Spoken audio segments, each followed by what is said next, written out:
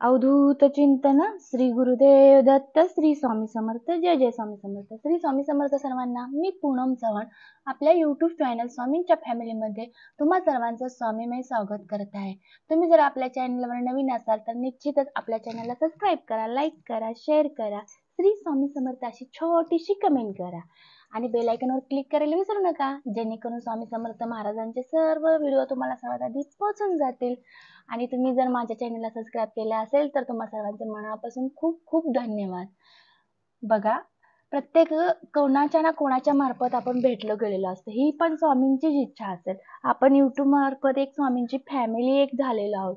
एक स्वामी सेवा मार्फत जर आपण एक कुटुंब झालं असेल तर आपल्या प्रत्येकाचा एकच उद्देश झाला पाहिजे की घरोघरी आपल्याला स्वामी समर्थ महाराजांना पोचवायचं आहे आणि घरोघरी दुःखित लोकांना आपली सेवा पोचवायची आहे। तर सगळ्यांनी एक निश्चय करायचा आणि स्वामी समर्थ महाराजांना घरोघरी पोचवायचं। जो दुःखित आहे त्यांना आपल्या वाटेचे सर्व तोडगे सांगून त्यांचे दुःख निवारण करायचं। आता सध्या बऱ्याच जणांच्या लग्नाला खूप वर्ष झालेत पण त्यांना संतान प्राप्ती नाही, खूप नैराश्यता झालेले आहेत। जिथे मूल नाही तिथे संसाराची आस राहत नाही, त्यांच्यासाठी हा व्हिडिओ आहे। तर व्हिडिओ संपूर्ण व्हिडिओला सुरुवात करते। संयम ठेवा, कधी कधी चांगलं घडण्यासाठी तुम्हाला वाईट परिस्थितीतून जावंच लागतं।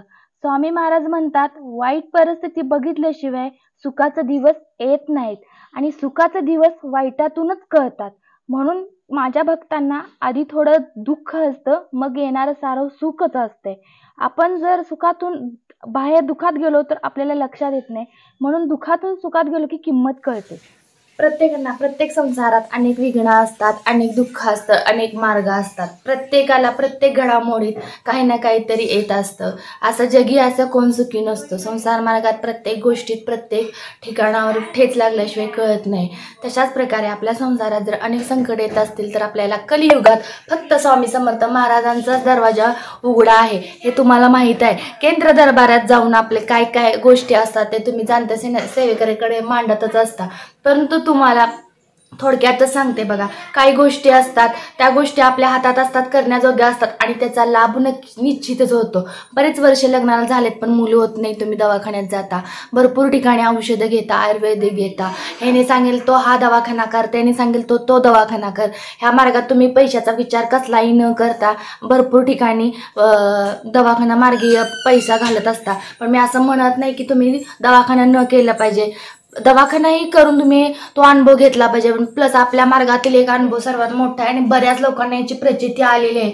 तर तुम्ही लक्षात ठेवा, तुम्हाला छोटासा मी एक त्या गोष्टीची सेवा सांगणार आहे, तर ती तुम्ही करा आणि अनुभव निश्चितच घ्या। बघा, कुठल्याही सेवेचा जर तुम्हाला अनुभव घेत असला तर तुम्ही ती सेवा ऐकल्यानंतर तुमच्या मनात एक पॉझिटिव्हिटी आली पाहिजे। कुठलीही शंका न घेता तुम्ही जर तिथं म्हटलं की ही सेवा मी करणार आणि या सेवेची मला प्रचिती येणार, 50% तुम्हाला तिथं प्रचिती आलेली असते। सेवा तर बाजूलाच, पण तुम्ही ज्यावेळेस तुमचं मन तेव्हा बोलल ना की त्या गोष्टी ही मी सेवा ऐकली आणि मला ती करायची आणि मला त्याची प्रचिती येणार, तर 50% स्वामी महाराजांनी तुमचं काम केलेलं असते। तर बघा, मी तुम्हाला व्हिडिओ मार्फत त्या सेवा मोजक्या शब्दात सांगणार आहे, त्या तुम्ही व्यवस्थित ऐका, कुठेही स्किप न करता ऐका आणि त्या सेवा करा।